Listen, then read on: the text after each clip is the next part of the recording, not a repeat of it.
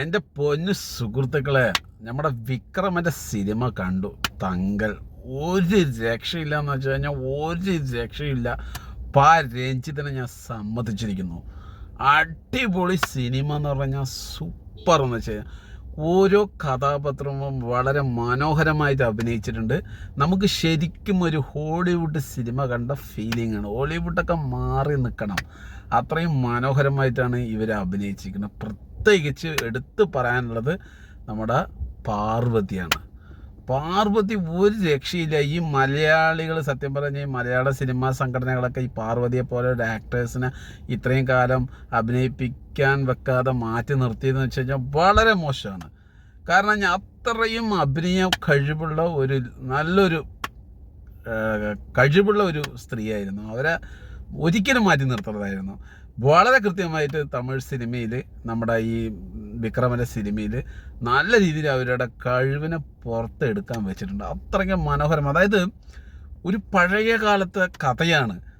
അതിൽ ഈ ജനങ്ങളെല്ലാം അതേപോലെ പഴയ കാലത്തെ പോലുള്ള ഒരു ശരീര പ്രകൃതിയും അതുപോലെ തന്നെ ആ ഒരു ഡ്രസ്സിങ്, അതുപോലെ അവരുടെ അഭിനയങ്ങൾ, നടക്കുന്ന രീതികൾ, സംസാരിക്കുന്നത്, ഇതെല്ലാം പഴയ കാലഘട്ടങ്ങളിലേക്ക് ശരിക്കും വരണം. പഴയത് വെച്ച് കഴിഞ്ഞാൽ ഈ റോട്ടിലും അവിടെ ഇവിടെയൊക്കെ തിന്നിട്ട് ഇങ്ങനെയൊക്കെ നടക്കുന്ന ഒരുമാതിരിയുള്ള ടീമുകളുണ്ടല്ലോ, അങ്ങനത്തെ ഒരു ക്യാരക്ടറാണ് ഓരോ ആൾക്കാരുടെ. അപ്പോൾ അത് വളരെ കൃത്യമായിട്ട് പാർവതി വളരെ മനോഹരമായിട്ട് അഭിനയിച്ചിട്ടുണ്ട്. ഒരു രക്ഷയില്ല. പിന്നെ വിക്രമനെ പിന്നെ എടുത്ത് പറയേണ്ട കാര്യമേ ഇല്ല. അത് നിങ്ങൾക്ക് അറിയാമല്ലോ, അമ്മാതിരി കഴിവാണ് പുള്ളി ആ ഒരു സ്ക്രീനിൽ കാണിച്ചിരിക്കുന്നത്. ഓരോ സ്ഥലത്തും നമ്മളെ നെട്ടിപ്പിച്ചിട്ടാണ് സിനിമ പോകുന്നത്. സൂപ്പർ എന്ന് പറഞ്ഞു കഴിഞ്ഞാൽ സൂപ്പർ, ഒരിക്കലും നഷ്ടമാവില്ല.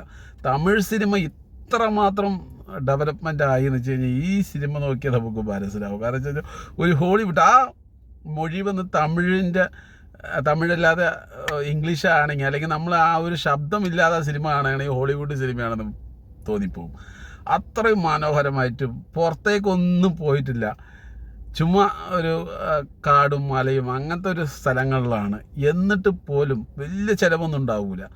എന്നിട്ട് പോലും ഇവർ നമ്മളെ ഈ ഒരു 2.5 മണിക്കൂർ അവിടെ ഇരുത്തിയിരിക്കണം, നമ്മളെ നെട്ടിച്ചിരിക്കുന്ന ഓരോ സ്ഥലത്തിലും ഈ സിനിമയെക്കുറിച്ച് നമുക്ക് ഒരുപാട് പറയാനുണ്ടാവും. അത്രയും സൂപ്പർ എന്ന് പറഞ്ഞാൽ സൂപ്പർ. നിങ്ങൾ തീർച്ചയായിട്ടും തിയേറ്ററിൽ കണ്ടിട്ട് നല്ലൊരു എക്സ്പീരിയൻസ് നേടുക. അടിപൊളി എന്ന് പറഞ്ഞു കഴിഞ്ഞാൽ അടിപൊളിയാണ്. ഇപ്രാവശ്യത്തെ അവാർഡ് തീർച്ചയായിട്ടും നമ്മുടെ ഈ വിക്രമനും അതേപോലെ തന്നെ പാർവതിക്കും ഉറപ്പായിട്ടും നാഷണൽ അവാർഡ് തന്നെ കൊടുക്കേണ്ടി വരും. കാരണം വെച്ച് കഴിഞ്ഞാൽ പാർവതിയും കട്ടയ്ക്ക് നല്ല, പാർവതിയുടെ അഭിനയം നമ്മൾ പ്രത്യേകം ശ്രദ്ധിക്കേണ്ട ഒരു കാര്യം തന്നെയാണ് കേട്ടോ. അവരുടെ ആ ഒരു എന്താ പറയുക, ഈ സംസാരിക്കുന്ന ശൈലി, അഭിനയിക്കുന്നത്, നടക്കുന്നത്, ഇതെല്ലാം നമ്മൾ ശരിക്കും ശ്രദ്ധിച്ചു കഴിഞ്ഞ് പറഞ്ഞാൽ എത്രമാത്രം ആ പഴയ ആൾക്കാർ, ആ കഥാപാത്രം, അതായത് ആ ഒരു കാലഘട്ടത്തിലുള്ള ആളുകൾ എങ്ങനെ ഉണ്ടാവും എന്നുള്ളത് 100% അതിനേക്കാൾ ഒറിജിനൽ ആൾക്കാരിനേക്കാളും വളരെ മനോഹരമായിട്ട് അവർ അഭിനയിച്ചിരിക്കുന്നത്. അതിൽ അത്രയും സൂപ്പർ എന്ന് പറഞ്ഞാൽ സൂപ്പറായി. അപ്പോൾ എന്തായാലും ഈ ഒരു പടം കാണാത്തവരുണ്ടെങ്കിൽ 100% തിയേറ്ററിൽ പോയി കാണാൻ. അടിപൊളി.